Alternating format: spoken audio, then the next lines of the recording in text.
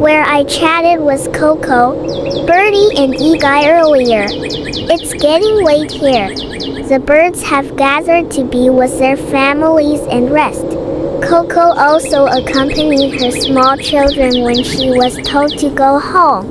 Likewise with me. I want to go home and rest at Grandma's house.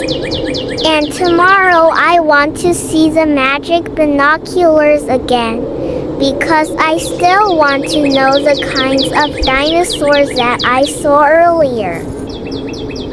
Hi, bird friends. Eyes is tired. She wants to go home to her grandma's house. You guys come here tomorrow. See Eyes bring her magic binoculars. Okay, Coco. Okay. Okay, Coco.